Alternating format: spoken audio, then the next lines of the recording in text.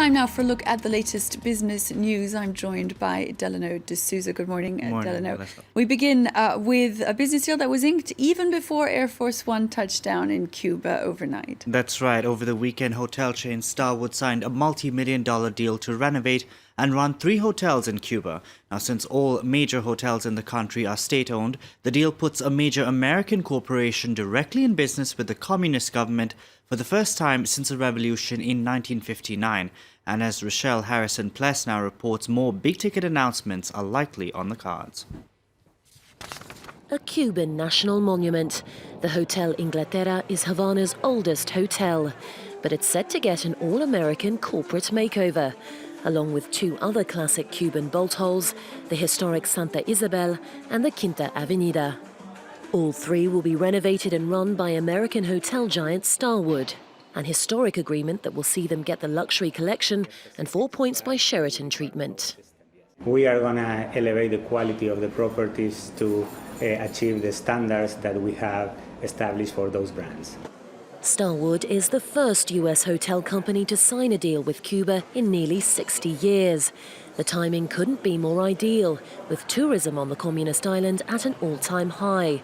Since the US relaxed travel restrictions in the wake of the 2 countries re-establishing diplomatic ties, the number of American visitors has soared by a whopping 77%, and that figure is set to rise. With the application of probably more than 100 daily flights from the US, if that happens, clearly the amount of travelers to Havana and Cuba will skyrocket. And we want to make sure that we are ready to welcome them. Starwood is not alone. Other big US-Cuba deals could be on the cards. AT&T, Marriott, and several cruise lines are negotiating with Cuban authorities. Meanwhile, home-sharing website Airbnb has the Americans' green light to take bookings in Cuba from non-US customers.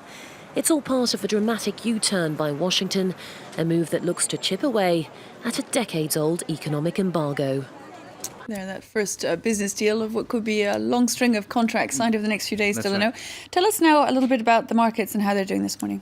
Well, here in Europe, the main indices have opened the session lower this Monday. The CAC 40 here in Paris down nearly 1%, higher nearly 1% at this hour. The FTSE and Frankfurt DAX down as well in the red. Over in Asia, markets ended the session on a mixed note. The Shanghai Composite closed well in the green, closing up over 2%, while the Hang Seng closed in negative territory over near the flat line. The Nikkei over in Japan was closed this Monday for a public holiday.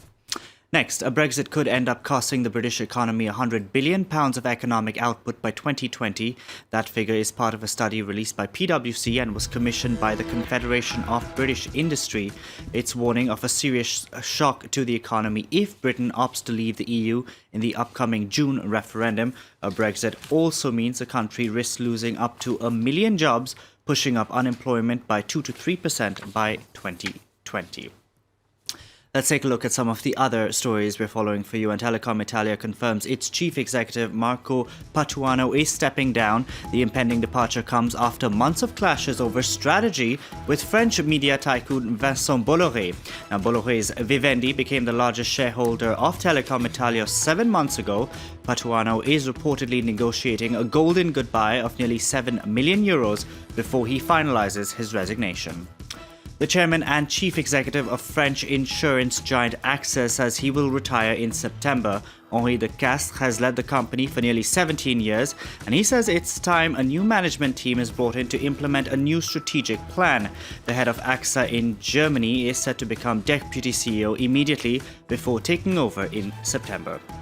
Private equity firm KKR says it will buy the defense electronics unit of Airbus for €1.1 billion. The division includes around 4,000 employees worldwide with annual revenues of around €1 billion. The defense electronics unit makes radars and electronic sensors. The sale comes as Airbus is trimming its business to focus on commercial as well as military aircraft and space systems.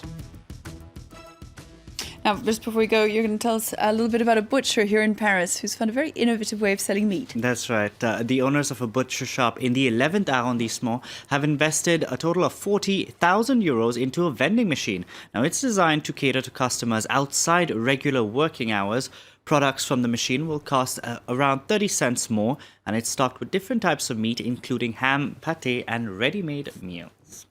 I don't know if this happens to any of you, but every time I want to go to the butcher, it's always closed, or, it's... And you never know when a craving for some meat can take you over. Thank you very much. Thankfully, they're not indeed. selling chickens or something. Thank you, Delano D'Souza. Look, there are the latest business headlines.